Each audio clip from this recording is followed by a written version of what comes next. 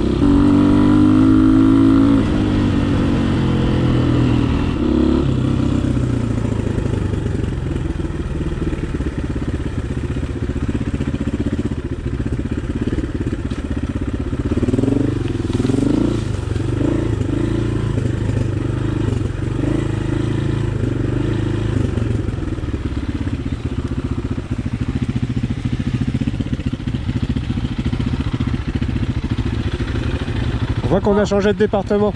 Ah ouais? On a fait combien de bornes depuis le début? 50. Pas mal. Ça va les gars? Ça va Théo? Nickel.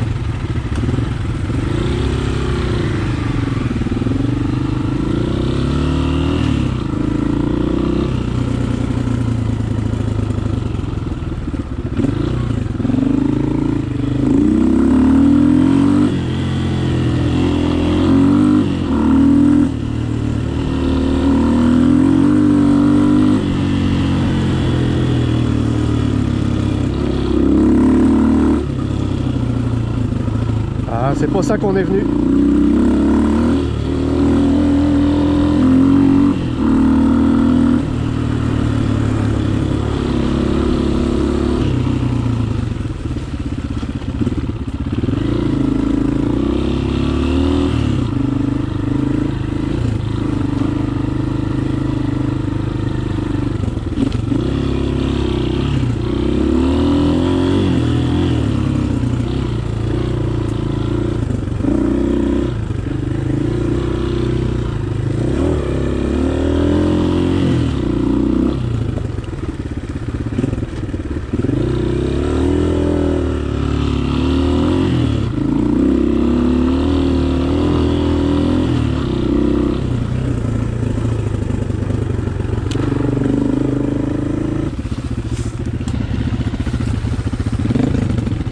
Ça va, ça se passe bien.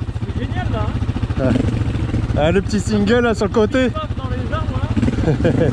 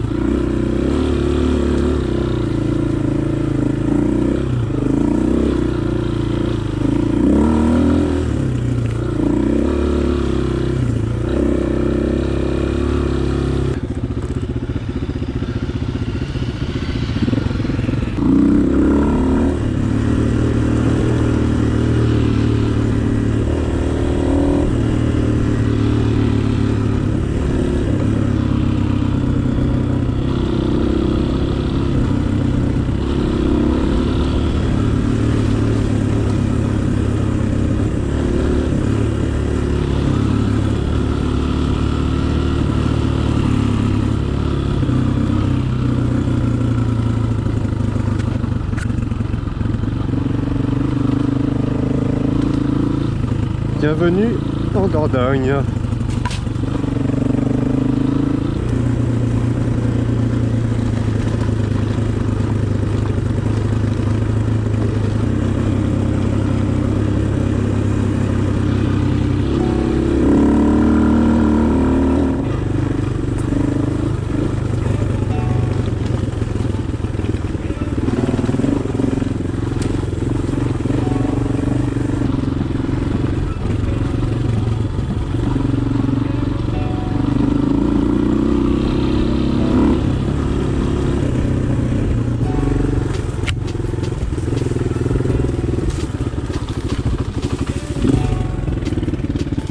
Attention!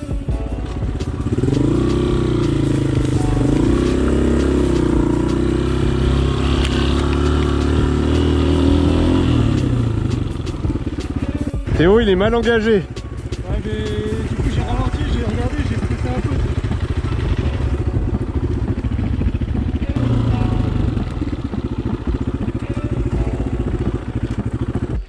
Ça va Théo? Ah ouais, ça va? Est-ce qu'on était presque à l'arrêt là? Ouais. J'ai essayé de me décaler un peu sur la gauche pour voir au loin. Et en fait là c'est à pic, tu vois. Ouais. Et là j'ai senti la roue qui commençait à partir. Ouais. Et avec le poids c'est chaud. Là.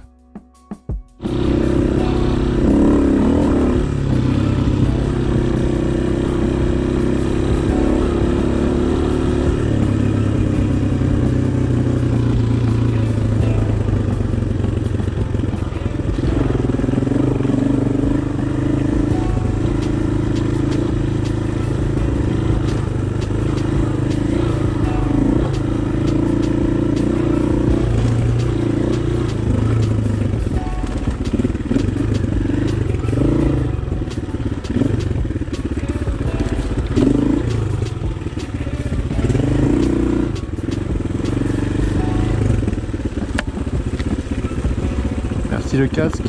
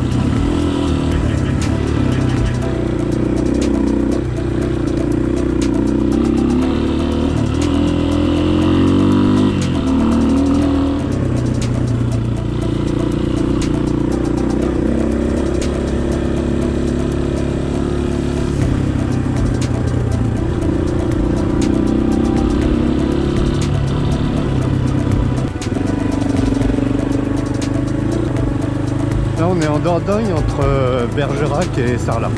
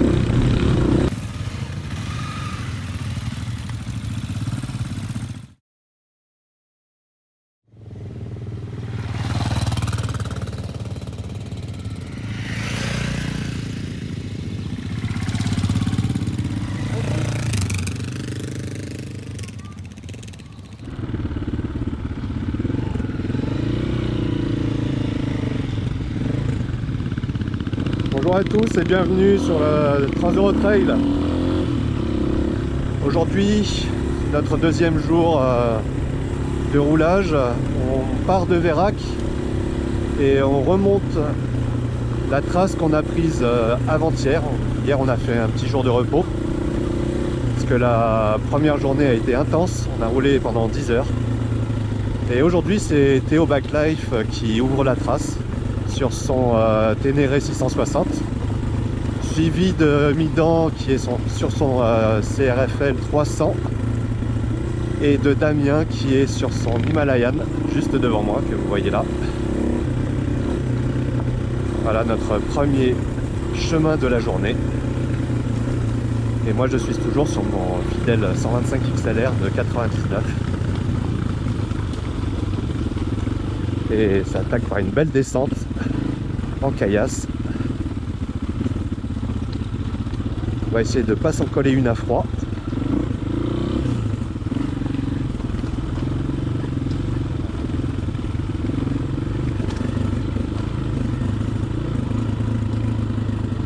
Donc départ de Vérac dans le Lot, où on a séjourné au camping Les Granges. Je vous recommande l'accueil.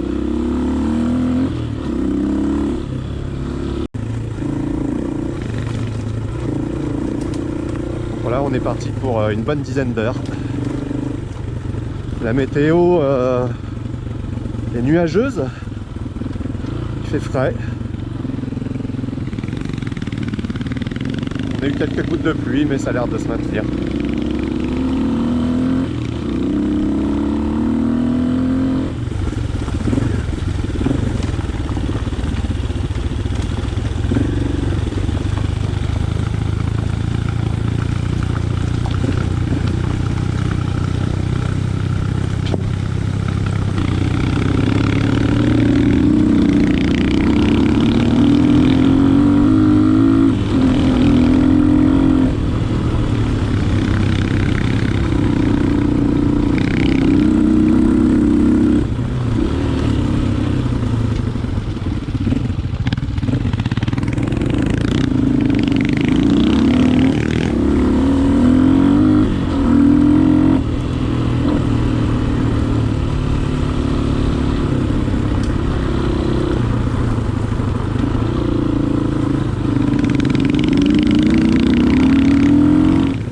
Je vais un petit peu revenir sur l'historique de la moto parce qu'elle n'est pas tout à fait d'origine. J'aurais jamais imaginé faire le Trans-Euro-Trail sur 500 km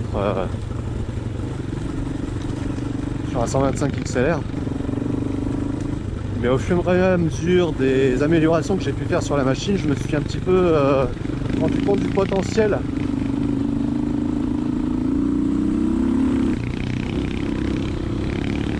Pour revenir un petit peu là-dessus, à l'avant j'ai la roue d'origine équipée d'un pneu cross, 100% cross, avec une fourche de 125 CR de 1989, il y a les têtes de fourche qui vont avec, que j'ai adapté au cadre d'origine, lui, 100% d'origine. Le compteur est d'origine, la plaque phare c'est une style XR avec un phare LED qui éclaire beaucoup mieux que celui d'origine, et ça c'est utile quand même parce que en soirée en sous-bois on a vite fait de louper un caillou, donc le fait de bien y voir dans la pénombre c'est très très important.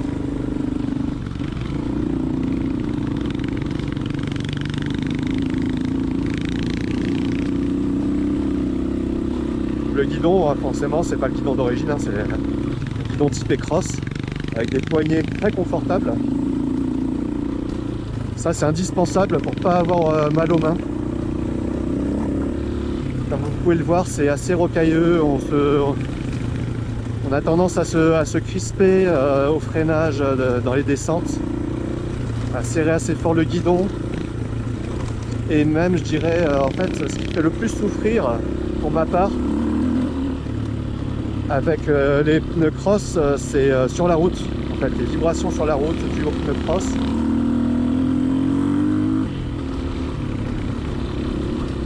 Donc des bonnes poignées capital pour pas avoir d'ampoule.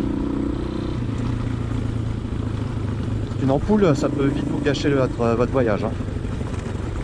Donc là, pas de problème d'ampoule pour le moment. On a effectué là pour le moment, alors c'est la deuxième journée, on a fait à peu près 300 km.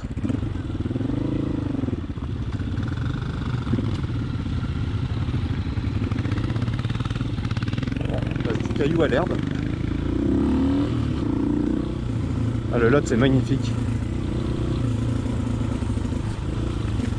Je sais pas si la GoPro rendra hommage au paysage, surtout que là c'est un peu couvert, il y a peu de lumière. C'est un vrai bonheur pour rouler parce que c'est la température idéale, on n'a pas trop chaud sur les motos. En revanche, pour l'image, il vaut mieux un beau soleil.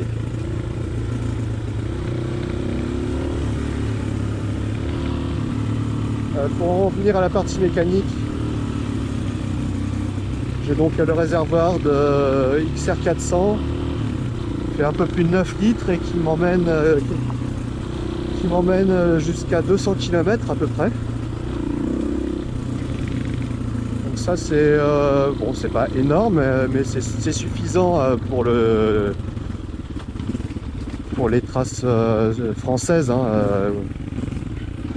On arrive à trouver quand même du carburant assez facilement, même s'il faut sortir de la trace une petite dizaine de kilomètres. C'est une concession qu'on peut faire, hein. Théo il a 22 litres dans le Ténéré, Nadim je crois un peu moins de 10 litres et Damien un peu plus de 10 litres.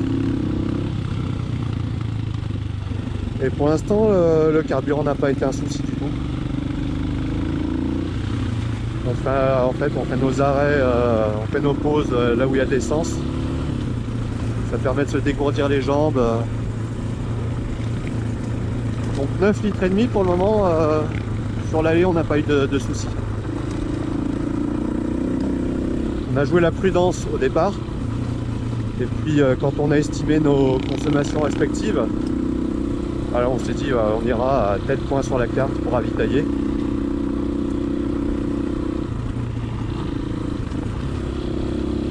Autre point important quand même pour le confort, hein, parce que qui dit voyage dit confort. On ne pense quasiment qu'à ça, hein. En voyage on parle pas de performance, alors ça aide, hein, d'avoir un bon moteur, mais vaut mieux avoir une bonne selle qu'un bon moteur. Donc j'ai la selle d'origine, voilà, et pas de mal de dos excessif.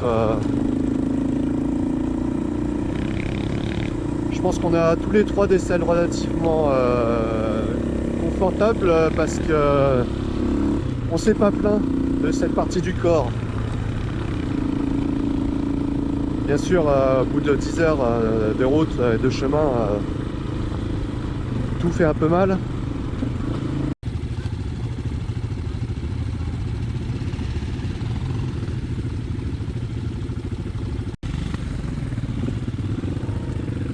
Là, vous voyez, parfois on a un peu de mal à trouver la trace.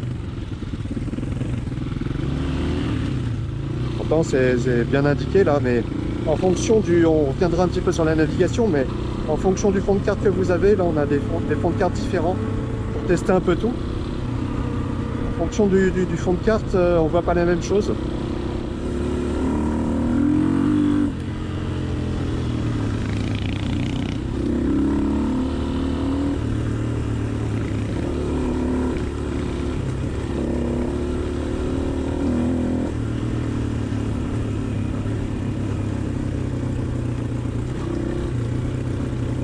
Concernant les autres éléments de préparation de la moto qui sont vraiment utiles, comme ça en randonnée en mode voyage, c'est le fait d'avoir mis une transmission qui est faite normalement pour le 200 XLR japonais, avec une chaîne en 520. Alors c'est pas la chaîne qui est intéressante, c'est le fait d'avoir plus de choix de démultiplication. car d'origine, la démultiplication la plus longue qu'on peut avoir sur le XLR 125, c'est du 17 en pignon et 51 en couronne. Il n'existe qu'une seule couronne, alors qu'en 520, on peut tirer beaucoup plus long. Ce qui me permet de moins subir sur les portions routières et surtout de pouvoir suivre les oiseaux qui sont devant moi avec des beaucoup plus grosses cylindrées. Bon, il faut dire que là, le moteur que j'utilise est préparé. J'ai pas les 11 chevaux d'origine, sinon ça ne serait même pas venu à l'esprit de faire ça avec eux. Je serais parti tout seul à mon rythme, mais là je peux les suivre sans souci, mettre sur la route. De toute façon on roule à 80, on se cale à 80 et puis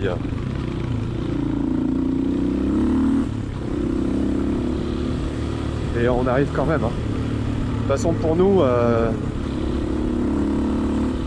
on est venu là pour le off-road, pas pour la route. Donc les sections routières nous servent uniquement en fait à nous reposer. Et aussi pour le plaisir des yeux, parce que voilà, même si c'est des petites routes comme ça, c'est reposant et magnifique à la fois. Donc là, le kitchen, très bonne opération parce que la moto ne panne pas à 80, je suis calé 80, semi-tour. Pas de consommation excessive à faire hurler le moteur. Voilà, et dans les rapports plus bas, le moteur a tellement de force. Le moteur a tellement de force que ça peine pas, quel que soit le rapport. Le moteur est extrêmement coupleux.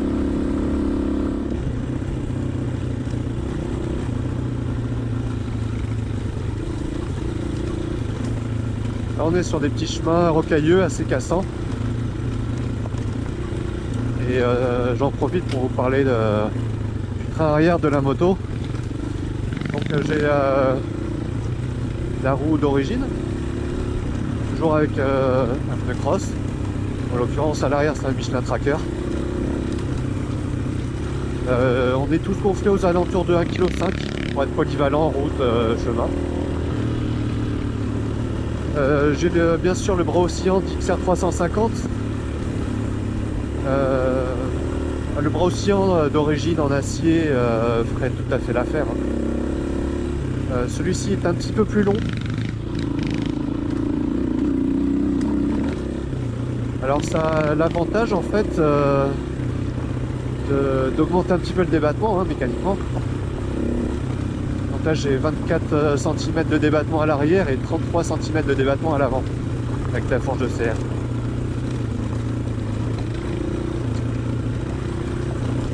Ce bras oscillant il est aussi beaucoup plus léger que celui d'origine. Donc c'est un petit peu de poids en moins. De l'ordre d'1,5 kg et de gagner. C'est jamais de refus.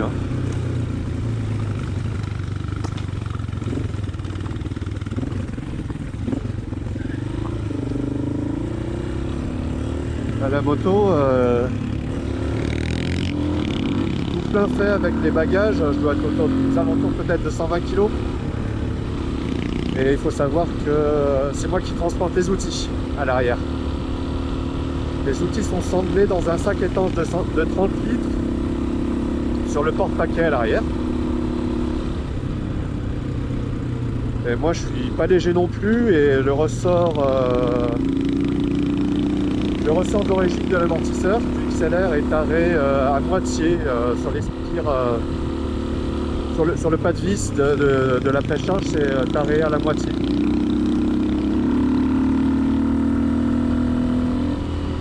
Et la fourche, j'ai le niveau d'huile standard pour les 125 CR de cette année-là. Il me semble que c'est 584 ml d'huile. Je ne saurais plus vous dire la viscosité. Et la compression me souviens bien, il y a 15 clics. Et je suis réglé au 7e clic. C'est ferme. Hein. Pour cette utilisation, c'est ferme. Je pourrais être un peu plus souple, je pense. Bon, ça va.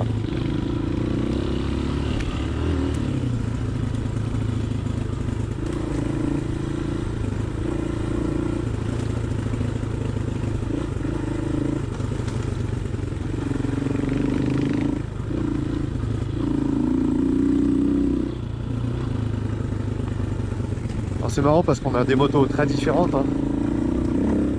On a tous nos petites contraintes techniques et physiques. Donc il faut s'accorder, il faut accorder le rythme.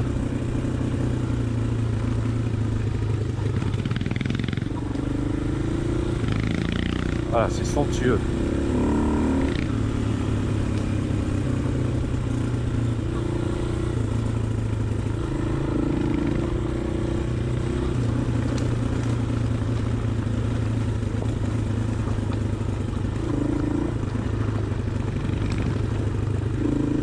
Je dirais que le plus important, c'est que le pilote soit accordé à sa machine.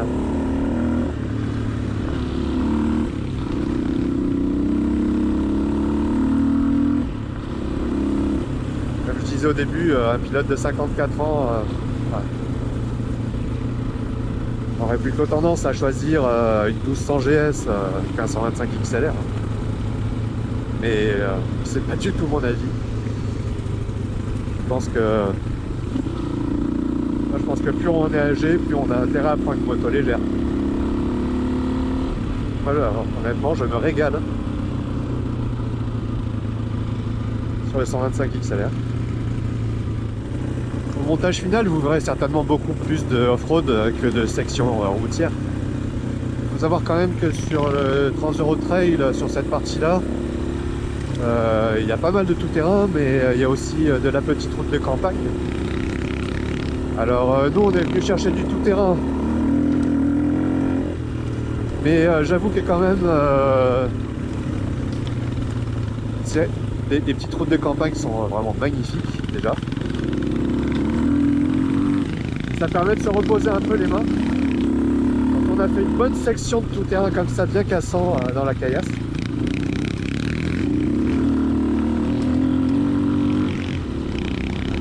Damien me projette des pavés.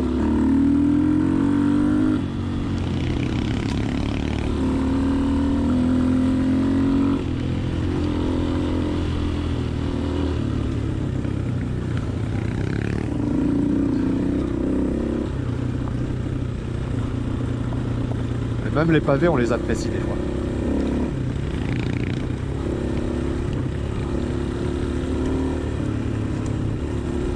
Alors tout ça, ça serait pas possible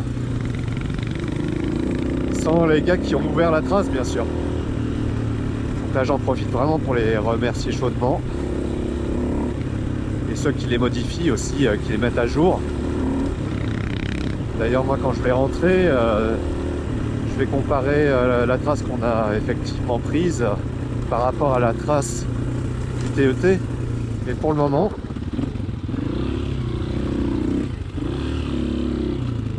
on n'a pas dévié de la trace à part quand on s'est perdu.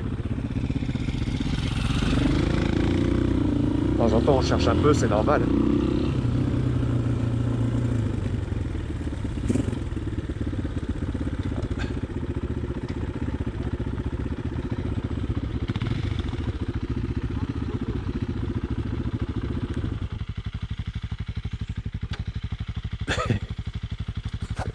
Vidange d'urgence. Hop, hop, hop, hop, Théoto!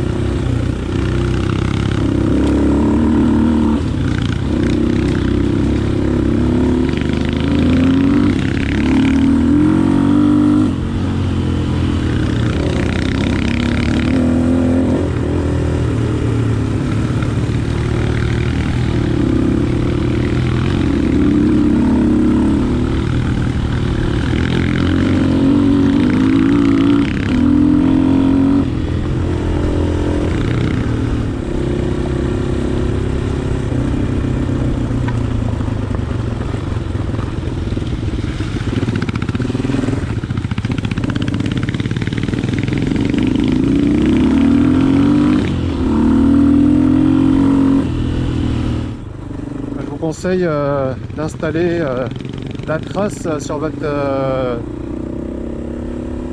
GPS ou sur votre téléphone et de vous relayer. À l'aller, vous avez certainement vu qu'à l'aller, j'ai pas filmé énormément parce que j'étais concentré, c'est moi qui ouvrais la trace. Donc d'une part j'étais à l'avant, donc ça incite pas à filmer. Ce qui est important et intéressant, c'est de filmer les autres. Donc j'étais à l'avant, j'ai filmé un petit peu, mais pas énormément. Et là aujourd'hui c'est Théo qui ouvre la trace, donc ça me permet de vous faire quelques commentaires, de filmer Damien qui est devant moi, et puis de profiter encore plus de paysages. Donc c'est beaucoup plus agréable pour moi aujourd'hui.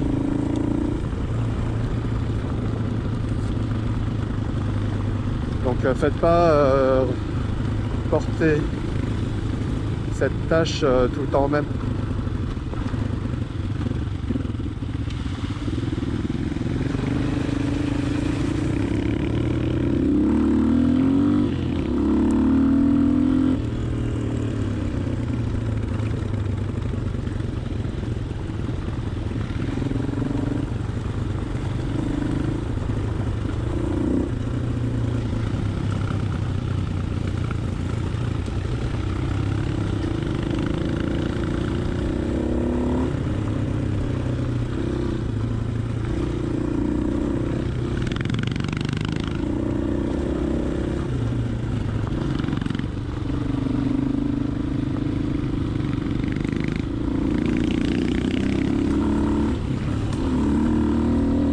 C'est là aussi qu'on voit les différences de pilotage, c'est marrant.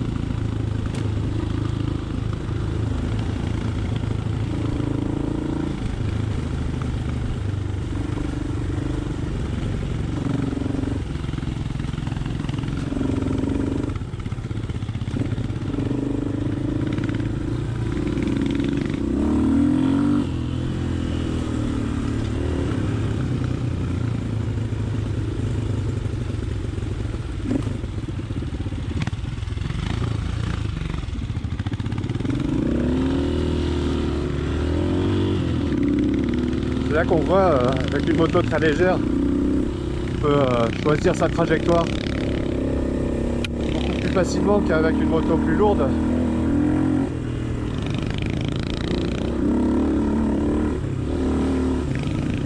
Donc lui, quand il a choisi quelque chose, si au dernier moment il veut éviter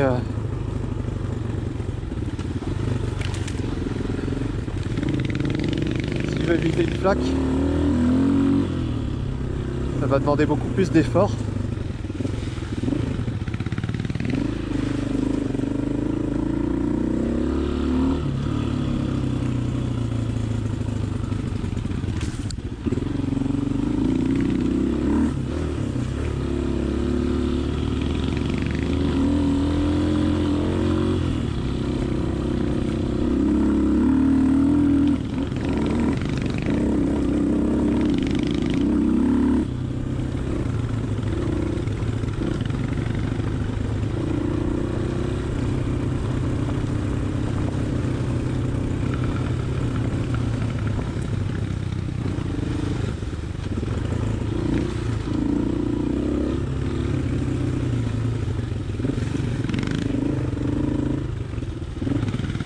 Ah, typiquement.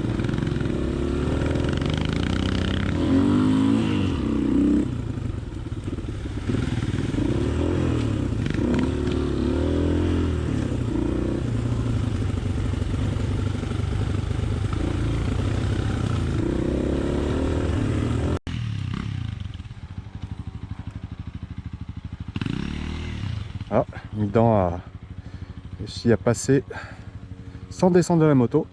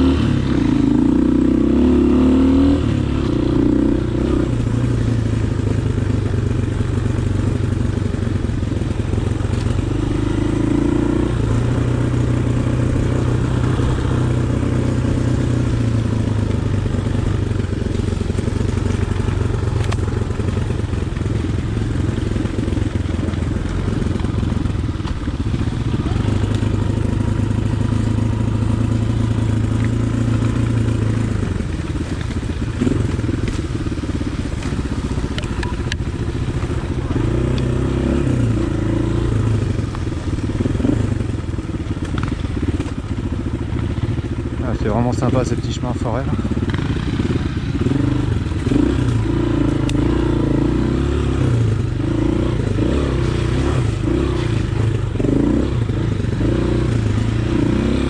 Quel bonheur.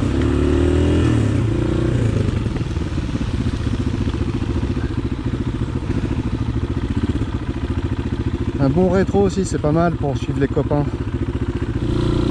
Là il pleut un peu. Ça rend les choses beaucoup plus intéressantes.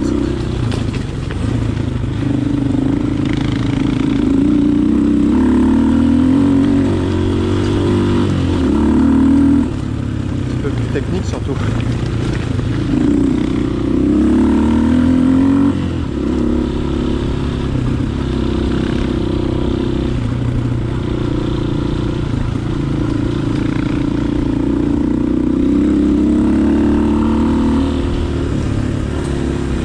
Là je suis en train de suivre Midan sur sa 300 CRFL.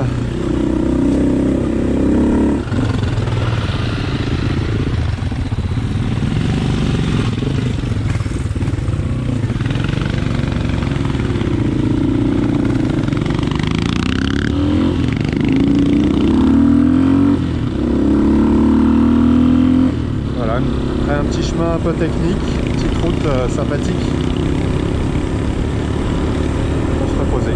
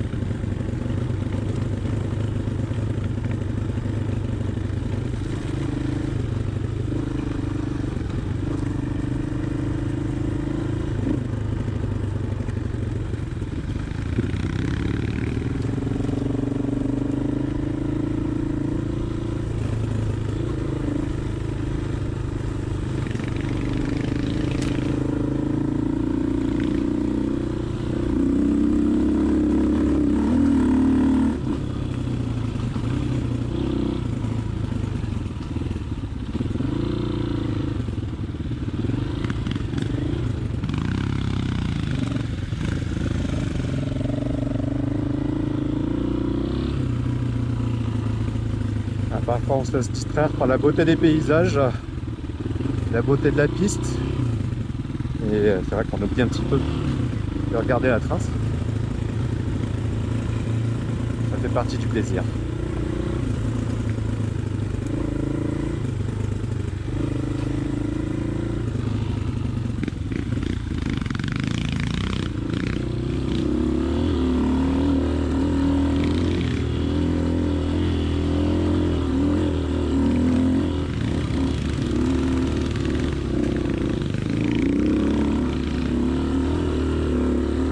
Là, c'est méchamment pentu. Faut essayer de pas s'arrêter.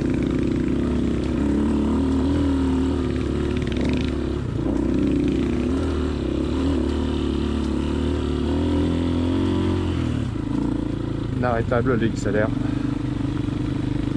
On est tranquillou en première.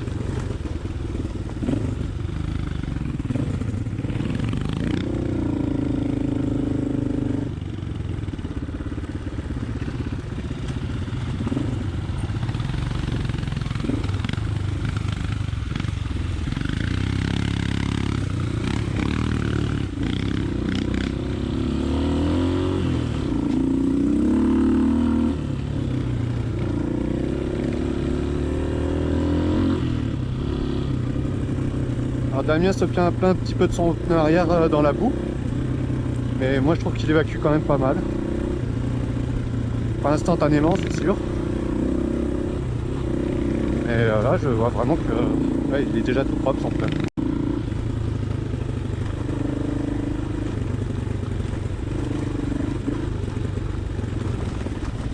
Midan et Théo roulent en Pirelli NT21.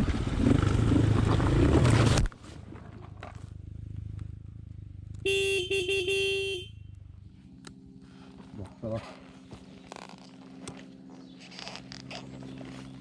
Ah non, ça va.